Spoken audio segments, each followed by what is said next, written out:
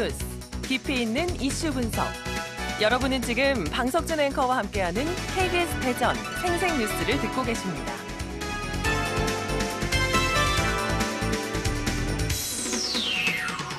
충남도의회 금강권역 친환경적 발전을 위한 특별위원회가 금강의 미래를 위한 대토론회를 개최했습니다. 이번 토론회는 수질이 악화되고 있는 금강의 하구뚝 구조 개선과 수질 정화 방안을 논의하고 금강권역의 새로운 발전 기반을 모색하기 위한 자리였습니다. 오늘 생생 인터뷰에서는 금강의 미래를 위한 대토론회와 관련해 충청남도의회 김기서 의원과 말씀 나눠보겠습니다. 김기서 의원님 안녕하십니까? 예, 안녕하세요. 부여 출신 김기서 도의원입니다. 네, 이 충남도의회 금강특위가 금강의 미래를 위한 토론회를 열어 관심을 모았는데 먼저 이 금강특위가 어떤 위원회인지 소개를 좀 해주시죠. 예, 우선 정식 명칭은요. 금강권역의 친환경적 발전을 위한 특별위원회입니다. 네. 금강의 자연성 회복과 친환경적 개선을 위해서 2년 전 충남도의회 11대부터 출범한 특별위원회가 되겠습니다. 금강위원회의 충남도의원들과 학계와 시민단체 그리고 언론 등 다양한 분야의 관계자가 모여 심도 있는 토론과 현장 학습을 통해 금강의 미래를 새롭게 제시하고자 출범하였습니다. 네, 이번 토론회는 말씀하셨듯이 전문가와 도민들이 함께 금강의 미래상을 그리기 위한 자리였는데 구체적으로 어떤 토론회였고 또 어떤 분들이 참석하셨었는지 좀 설명을 해주실까요? 예, 많은 분들께서 참석해 주셨는데요. 금강하구 생태보건위원회 김옥수 위원장님과 최문희 충청남도 균형발전 담당관께서 금강하구 생태환경 현황과 정책 추진 상황을 발표해 주셨고요. 지난 5년 동안 해양수산부의 금강하구역 종합관리계획의 연구 용역을 담당하셨던 이창희 명지대 환경공학과 교수께서 금강하구의 자연성 회복을 위한 제안을 발표해 주셨습니다. 네. 또 종합토론 시간에는 저를 포함해서 최윤 군산대 어류학과 교수, 신용식 목포해양대 환경공학과 교수, 김재승 하천사랑운동 대표, 이은파 연합뉴스 대전 충남 본부장께서 금강의 미래 발전을 위한 고견을 제시해 주셨습니다. 네. 특히 부여 환경연대 회원들께서 열띤 질문을 많이 해 주셨습니다. 네, 아주 전문가와 주민, 언론 모두 참석을 했군요. 네. 예, 금강 하구뚝은 농업용수와 공업용수 공급을 위해 만들어졌는데 이게 수질이 4등급에서 6등급으로 악화돼서 제 기능을 못하고 있는 게 현실인데 현재 금강 하구뚝 수질 어느 정도인가요? 예. 우선 그 화학적 산소 요구량 COD부터 말씀을 드리면은요. 네. 1992년 3등급이었는데 현재는 4등급에서 일정 시점에서는 6등급까지로 악화되는 상황에 있습니다. 하구뚝 주변 중 배수 관문이 설치되어 있지 않은 서천 쪽은 퇴적토가 야산처럼 쌓여 있고 네. 그 퇴적토가 심하게 오염된 상태로 방치되어 있는 실정입니다. 민물과 해수가 만나는 기수역이 없는 상태이다 보니까요. 회유성 어종인 황복, 웅어, 참개, 뱀장어를 찾아보기 어려운 상태로 내수면 어업이 사실상 이루어지지 않는 상황에 있습니다.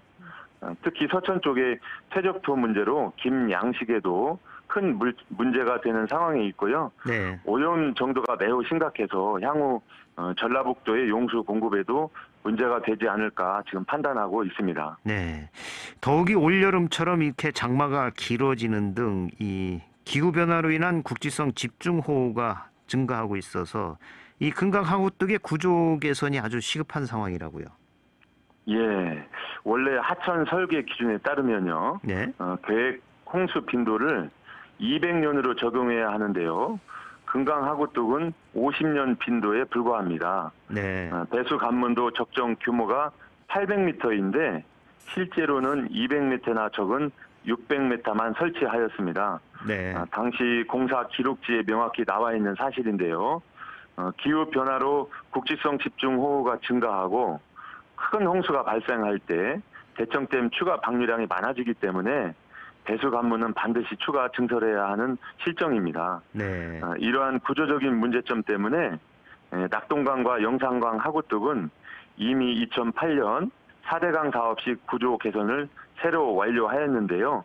200년의 빈도를 적용하였고 방류량도 22%에서 54%까지 증가한다는 가정하에 하구뚝을 더 철저히 보완한 것입니다. 네.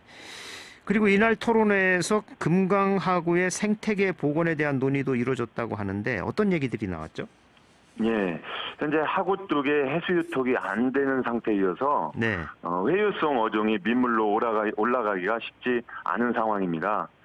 이를 위해서 물고기가 지나가는 길, 다시 말해 그 어도를 확대해야 한다는 의견이 많이 나왔는데요. 네. 기존 9m의 어도와 2018년 추가로 설치한 3m의 뱀장어 전용 어도로는 제 역할을 하기가 어렵다는 의견이 나왔습니다. 네. 특히 계단식 어도로 되어 있어서 물고기가 상류로 이동하기가 매우 어렵고요. 그래서 군산대 신문석 교수님은 낙동강 하구뚝 어도처럼 70m 이상은 확보해야 한다고 연구 내용을 발표하셨고요. 네. 최윤 군산대 교수님은 군산과의 합의가 현재로서 어려운 상태라면 차라리 서천 쪽의 배수관문 옆으로 별도의 어도를 설치해서 생태계를 살리는 노력을 해야 할 것이 아니냐 이런 제안까지 말씀하셨습니다. 네. 이 사실 금강의 생태계를 근본적으로 복원하기 위해서는 해수 유통이 관건이죠. 하지만 이게 금강 하구에 해수가 들어오면 군산이나 김제 지역에 필요한 농업용수와 공업용수 공급 차질이 우려된다면서 전북에서 반대를 하고 있는 건데 현재 상황은 어떻습니까? 예, 해수유통을 반대하는 가장 큰 이유가 바로 이 용수 공급의 문제 때문인데요. 네. 그런데 이창희 우리 명지대 교수님의 연구 용역 결과와 올해 낙동강 하구뚝 개방의 연구를 통해서 알 수 있는데요. 하구뚝 10km 지점 이후에 상류에서는 바닷물의 영향이 거의 없는 것으로 발표가 되었습니다. 네. 바닷물은 밀도가 높아서 강물 밑으로 깔려서 올라오기 때문에 수심 위쪽 표충수를 사용하는 양수장과 도수로를 통해 전라북도에 공급된다면 네. 이러한 문제점을 해결할 수 있는 것으로 확인되었는데요.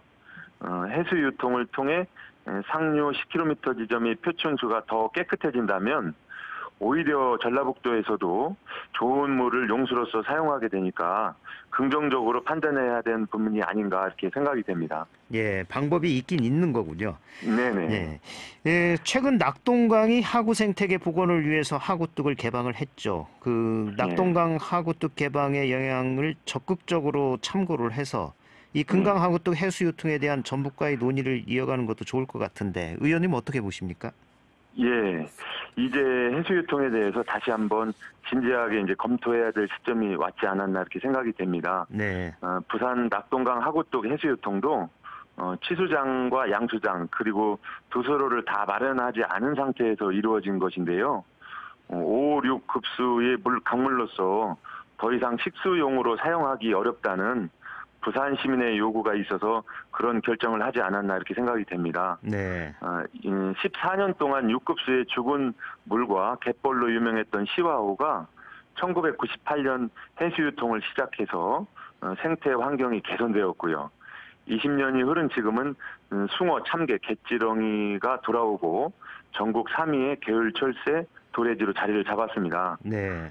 또 당사자인 전라북도 새만금 사업도 지금 20년간 수질 개선 사업으로만 4조 원 이상을 투입하였는데 목표 수질이 3, 4등급에 못 미치고 개발이 심한 지역은 6등급 수질에 떨어지고 있습니다. 네. 그런데도 앞으로 수질 개선으로 10년간 3조 원을 더 쓸 예정이라고 하니까요. 학계와 시민단체에서도 해수 유통을 하면 금방 해결될 수 있을 것인데 개발 위주의 사업을 정부에 비판을 했는데요. 네. 결국 환경부가 새만금 해수유통을 포함하는 연구 용역을 올해 발주했습니다. 아마 연도 말까지 후속 조치를 마련할 예정에 지금 있습니다. 예. 그렇다면 이 금강의 미래 또 금강 하구뚝의 개선을 위해서 종합적으로 어떤 대책들이 필요하다고 보십니까?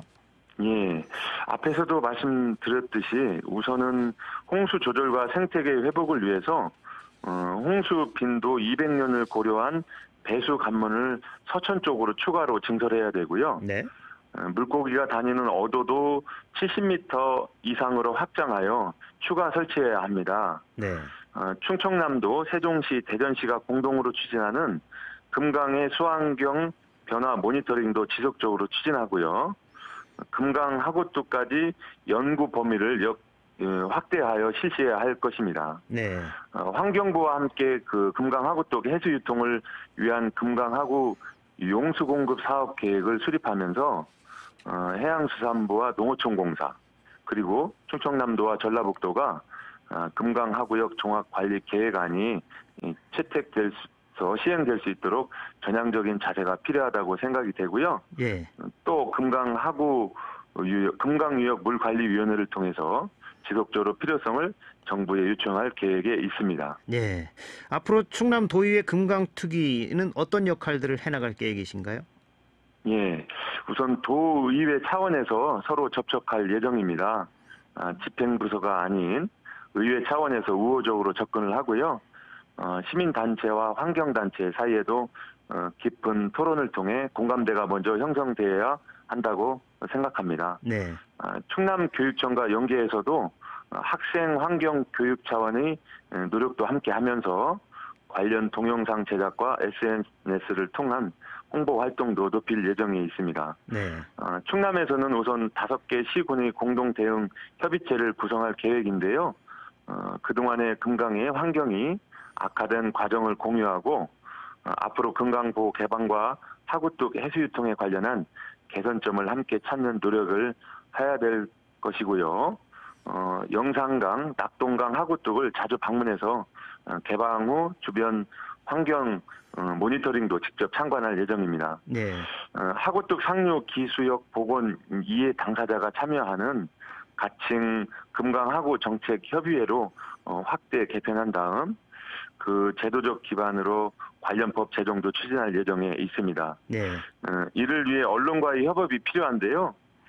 꾸준하게 지속적으로 홍보를 유지하면서 해수 유통의 필요성과 을 홍보하고 지역민에게 인식되도록 더욱 노력하겠습니다. 네, 저희들도 노력하겠습니다.